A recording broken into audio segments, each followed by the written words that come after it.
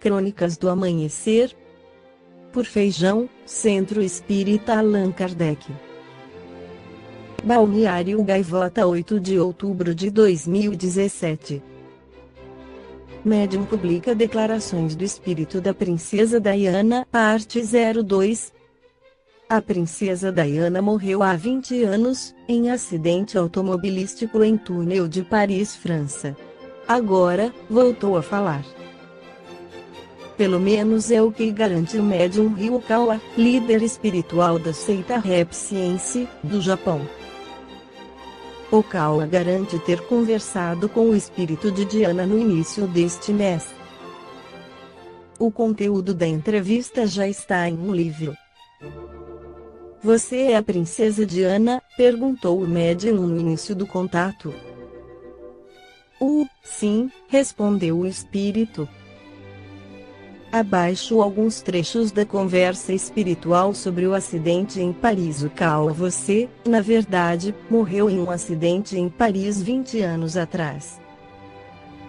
Diana, acidente de carro. Okawa, sim. Você se lembra da situação? Se sim, poderia falar sobre o acidente? Diana, houve um acidente de carro e eu fui levada a um hospital. Eu dormia, mas ainda estava viva. Sobre a rainha, talvez uma grande mãe. Mas ela é a última. A última luz da Inglaterra. Sobre a possibilidade de o filho William se tornar rei, receio que a Inglaterra experimente uma outra revolução. Assim, não posso imaginar que a família real exista para sempre. No começo, ele me amava. Mas depois do casamento ele não tinha amor verdadeiro porque a minha beleza era apenas um acessório. Sobre Kate Middleton, Catherine é muito boa comigo. Sinto isso. Sobre a morte, quando o médium diz que Diana é um fantasma, ela reagiu assim ou não? O céu, não. Não.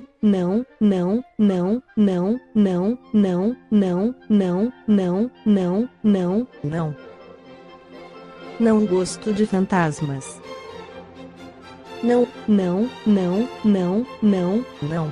É um sonho, um pesadelo. Eu tenho um túmulo na Inglaterra, é claro, mas não vivo nesse túmulo. A Rap Science tem cerca de 12 milhões de membros no mundo, incluindo São Paulo, Brasil. Na crônica anterior falamos sobre o passado e o presente das comunicações entre os encarnados e os desencarnados, mas os espíritos superiores através de Allan Kardec já falavam sobre o futuro das comunicações conforme a pergunta N. 934 de O Livro dos Espíritos, onde temos a perda de entes que nos são caros não constitui para nós legítima causa de dor, tanto mais legítima quanto irreparável e independente da nossa vontade. Resposta a essa causa de dor atinge assim o rico como o pobre, representa uma prova, ou expiação, e comum é a lei. Tendes, porém, uma consolação em poderdes comunicar-vos com os vossos amigos pelos meios que vos estão ao alcance, enquanto não dispondes de outros mais diretos e mais acessíveis aos vossos sentidos. No primeiro livro da codificação, em 1857, a espiritualidade superior já antecipava a Kardec que surgiriam meios de comunicação com o mundo espiritual mais diretos e mais acessíveis aos nossos sentidos. De fato, tempos depois da resposta acima, através de equipamentos fotográficos, os espíritos, ao se materializarem, deixaram-se fotografar. Chegaram, até, a aparecer na foto mesmo quando ninguém estava percebendo fotografia transcendental. Com o desenvolvimento da tecnologia, surgiram equipamentos de gravação de áudio e vídeo, o que permitiu uma comunicação ainda mais direta dos desencarnados.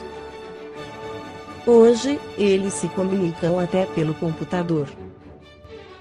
A comunicação dos espíritos através de equipamentos eletrônicos chama-se transcomunicação instrumental.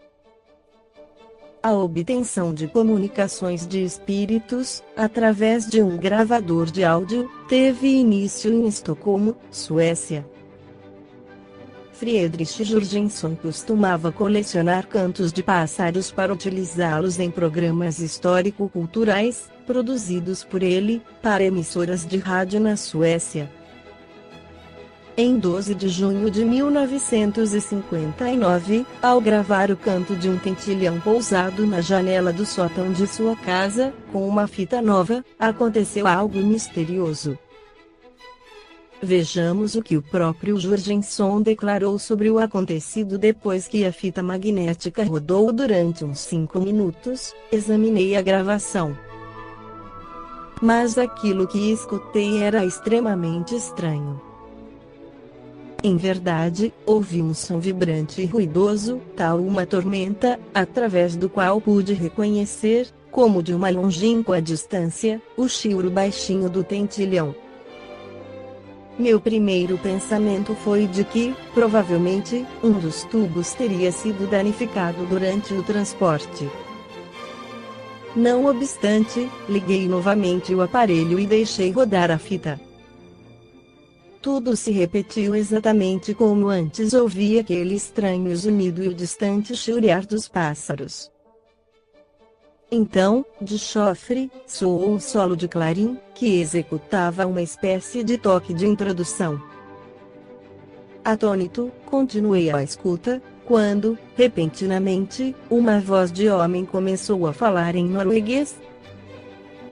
Se bem que a voz soasse baixinho, pude entender nitidamente as palavras. O homem se referia a vozes de pássaros noturnos, e eu percebia uma sequência de sons grasnantes, sibilantes, murmurantes, entre os quais julguei reconhecer o canto de um alcaravão. Súbito, emudeceu o coro de pássaros e com ele o ruído vibrátil. A seguir, soou o alto gorjeio de um tentilhão de faia e, à distância, ouvia-se o canto dos milharoses. O aparelho funcionava perfeitamente. A primeira explicação que veio à mente de Jurgenson era de que captou uma forte emissão radiofônica norueguesa. Contudo, o toque de clarim e a menção ao canto de aves noturnas, juntamente com enigmáticos sons misturados, não correspondiam a esta explicação. Nada de especial ocorreu até 12 de julho daquele ano, quando, tornando-se a gravar, além de sons estranhos, captou vozes humanas expressando-se em diferentes idiomas, que se juntavam para formar uma única frase. Curioso diante daquele fenômeno inusitado, ele repetiu, por várias vezes, a experiência. Até que um dia, as misteriosas vozes dirigiram-se a ele, ora em alemão, ora em sueco, dizendo manter contato. Com o aparelho, manter contato. Por favor ouvir, favor, ouvir. Em grande parte orientado pelas próprias vozes, após um extenso período de paciente trabalho, as vozes finalmente identificaram-se como pessoas já falecidas, que queriam entrar em contato com os vivos por intermédio de gravações em fitas magnéticas. Interessante notar que, até então, Jurgenson acreditava na hipótese de serem as vozes comunicações de seres extraterrestres, já que a imprensa da época noticiava, com grande frequência, relatos de aparições de OVNIs em todo o mundo. Após este primeiro contato direto com Jurgenson, amigos e parentes dele comunicaram-se por este meio. As vozes eletrônicas passaram, então, a descrever como era o mundo em que viviam. Vejamos o que o próprio Jurgenson declarou sobre isso nos últimos meses. Recebia frequentemente dos meus amigos do além mensagens sobre as condições predominantes em certas regiões do mundo espiritual. Recebia estas mensagens gradativamente, de acordo com minha evolução e compreensão unitiva. Primeiro fizeram-me uma descrição detalhada do além, com um quadro bastante claro de um determinado plano de existência, ao qual meus amigos demonstravam especial dedicação. Esse local, se quisermos adotar essa palavra, denominava-se subúrbio e abrangia uma série de distritos ou planos de existência e estados de consciência. Depois me foi descrito o plano inferior, que abriga os representantes de pavorosas deformações do espírito humano. Tais deformações podiam assinalar-se como consequência direta da crueldade em geral, cuja força cega criou, dentro da plasticidade de fácil configuração da matéria das esferas sutis, regiões ocas, que os meus amigos chamavam cavernas.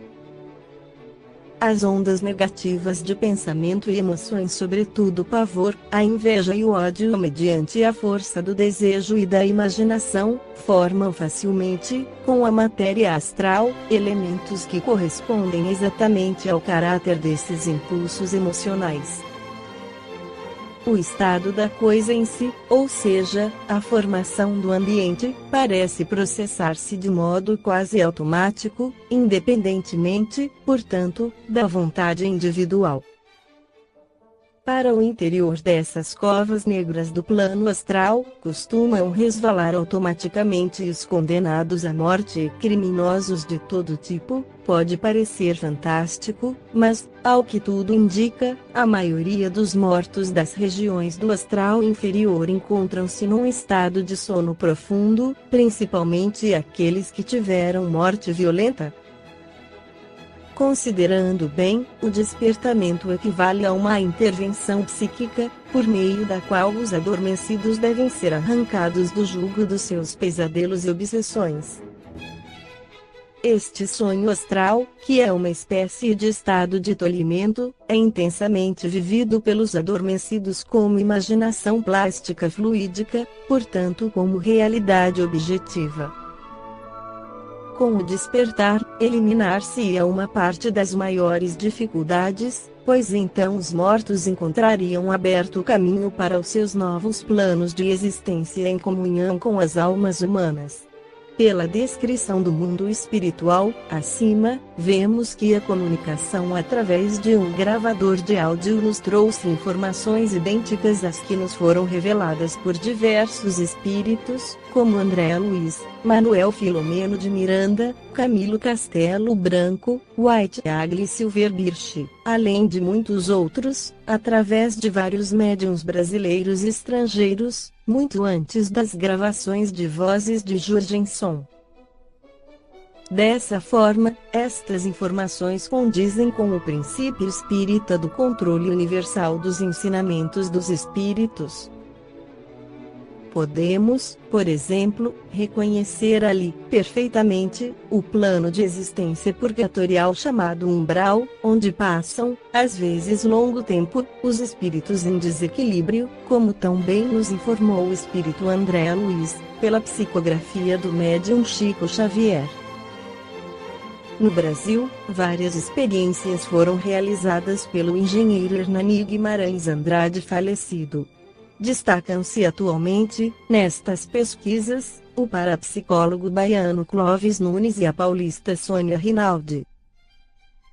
Sob a coordenação de Clóvis Nunes, no 11º Congresso Espírita da Bahia, em 2 de novembro de 2002, foi realizada uma sessão de gravação em áudio, quando se obteve, com grande nitidez, uma mensagem de um antigo colaborador da entidade federativa daquele estado, Sr.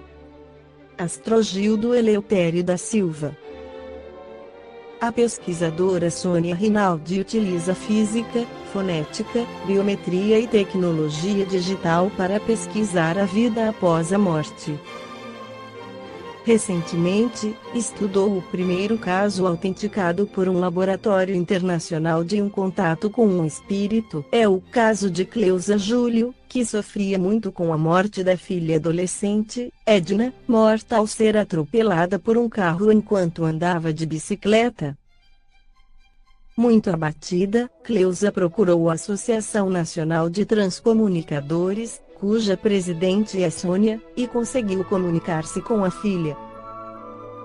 Uma das gravações obtidas foi enviada ao Laboratório Interdisciplinar de Biopsicocibernética, em Bolonha, Itália, o único na Europa dedicado exclusivamente ao exame e análise científicos de fenômenos paranormais. Juntamente com aquela gravação, outra fita foi encaminhada, com um recado deixado por Edna, antes de sua morte, numa secretária eletrônica. O laudo técnico resultante, de 52 páginas, mostrou-se impressionante, e sua conclusão foi: a voz gravada por meio da transcomunicação é a mesma guardada na secretária eletrônica. O físico Cláudio Brasil, mestre pela Universidade de São Paulo, que se dedicou durante vários anos a analisar centenas de vozes paranormais, avaliou positivamente o caso Edna. Temos que abrir a mente e aceitar que a ciência não tem explicação para tudo, diz ele, em uma reportagem sobre este caso, para a revista Isto É. É um trabalho puramente matemático, a prova de fraudes, é o que diz Sônia Rinaldi, nessa mesma reportagem, endereço eletrônico no final deste texto. Ela escreveu vários livros, entre eles Gravando Vozes do Além, com técnicas detalhadas para contatos com os falecidos. Possui cerca de 50.000 gravações em áudio com mortos, obtidas durante 18 anos de pesquisas. No princípio, através de um gravador. Atualmente, as gravações são obtidas por telefone ou microfone conectados ao computador e, quando é gravação e filmagem simultâneas, com o auxílio de uma câmera digital. No site de Sônia Rinaldi, encontramos várias gravações em áudio e vídeo. Esta foi a crônica do amanhecer de 7 de outubro, por Feijão.